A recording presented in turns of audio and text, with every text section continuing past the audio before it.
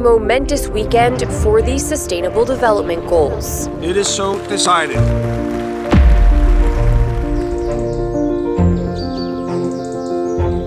We analyzed 3,000 scientific studies, and we found that they do not have had so far any transformative impact on our societies, on our political systems, not at the local level, not at the national level, not at the global level. If only 15% of the Sustainable Development Goals are met, that is a failure.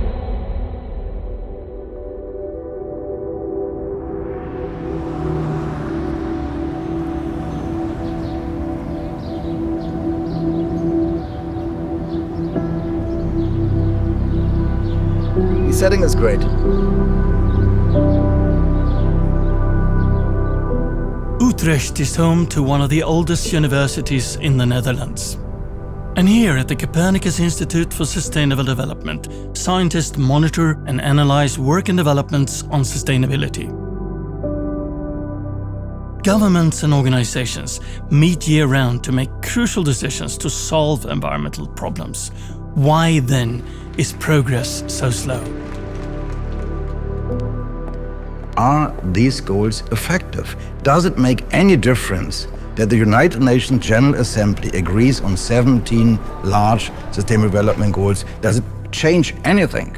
We looked at more than 3,000 scientific studies, evaluated their impact, and the finding was that there is not that much impact so far since 2015. So we were a bit disappointed. Sustainability governance involves linking scientific research with policy, legislation, and international cooperation. We can couple natural science to social sciences at this faculty, and that's quite rare in academia. One project at the Institute deals with a dilemma. When something seized as an environmental solution creates new problems, how can those problems be solved? A good example of that is electric vehicle. So which we think is a solution to climate change because it doesn't emit carbon dioxide. But when you think about where these cars are coming from, how they are manufactured, where their battery resources are coming from, and how they're mined, to what effect, we get to understand that driving an electric vehicle is not only a solution, but also a problem. But maybe not for us driving the vehicle, but probably to people who live near lithium mine, for example. In Myanmar, the country where I am from, this illegal industry is booming. One of my research projects was looking into the global standard for transparency in mining in Myanmar and how that global standard might affect the accountability in mining and eventually also the environmental and social impacts thereof. Research showed that the standard only worked in part. But people were also helped by NGOs, civil society organizations, that can then understand that information and leverage and put accountability and pressure to the government to do something about the social and environmental impacts of mining. Sustainability governance research shows that proposals for environmental protection usually take a long time to become treaties or laws. But sometimes that can happen faster than anyone projected. Ladies and gentlemen, the ship has reached the shore. This treaty is creating new institutions, like a conference of the parties for that treaty, so really focusing on the oceans, and we hadn't had that before. I think it's a good example of international environmental law. It will become effective once 60 nations have ratified it. However, the major conferences on climate change and sustainability have often produced little. So, are they meaningless? This is what I hear quite often, but I disagree with that. Conferences are not a silver bullet. It's not that there is a major United Nations conference and the next Monday morning the world is a better place. This is not how it works. International conferences in the UN system, in any other context, they do have an impact. They change discourses. They change the way how we understand societies. So therefore also I will attend the Summit of the Future in New York City and continue my work with decision makers and United Nations officials and try to work towards a better governance for our planet.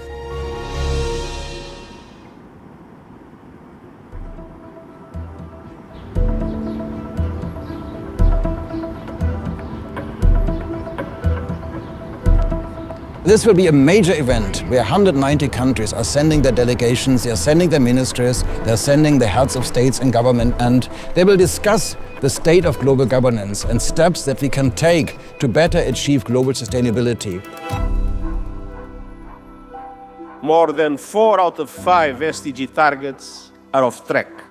Sustainable development can be successful. Dynamization.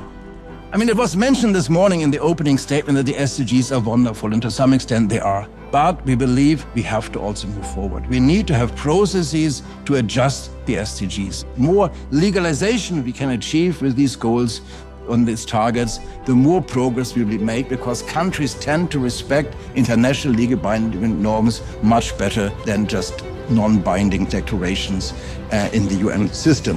Thank you so much. Thank you so much.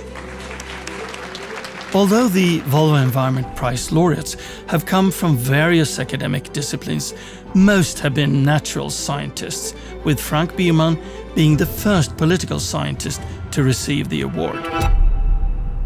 The institutions that we have currently on politics, on policy, worldwide and regionally, are not really fit for purpose. And that his work shows that we really need the political scientists and social scientists to really have that difference and make a difference for the future. Frank Biermann sees the award as a recognition of the role of social sciences in sustainability. He gives the example of solar radiation modification. Some scientists have proposed this as a method of mitigating the effects of climate change. I believe that these ideas of flying around more than 1,000 airplanes around our planet day in and day out and injecting some pollutants into the stratosphere to artificially dim the sun, to artificially cool our planet, I believe this is very dangerous. I believe that governance, the political management of such approaches is very, very difficult, if not even impossible. The Earth system is under immense pressure. Time is running out. Frank Biermann believes reforming the United Nations and other global institutions is necessary for a sustainable transition.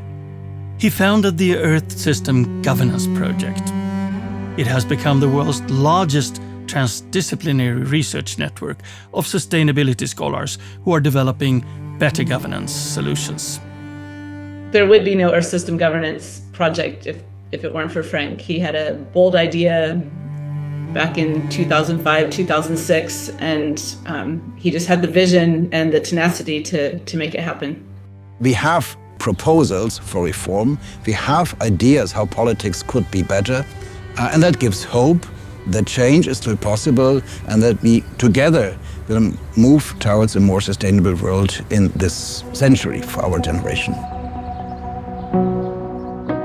I come from a small, semi-urban village in the north of Germany. It's a non-academic environment, so I'm the first in my core family to attend a university, first person to move on to a PhD. After my high school, I decided to travel a lot. So I was really keen to explore the world. At one point, I bought a very old, rusty Land Rover, and then we went down all the way to Tanzania, and I wanted to learn more. I went to university, then studied political science, studied international relations, eventually sustainability, and turned this curiosity about the world and about politics and about sustainability into a professional career. My wife is also an academic. She is a professor of global environmental governance at a university in the Netherlands, a different university. I think it's spending time with my family, traveling together, having fun together, and enjoying life together. I think that is what I really cherish most. That's really the most valuable in my life. He always comes up with an alternative or a solution, but he brings his messages with a great sense of humor. He's always in a good mood, and I find that very inspiring. The Volvo Environment Prize should also be about sustainability in a broader sense, so also the people side of sustainability. And when I think sustainability governance, I think Frank Biermann. He always has time for everyone, and how he manages to do that is extraordinary. His impact in this field is unparalleled, is phenomenal. He's a legend.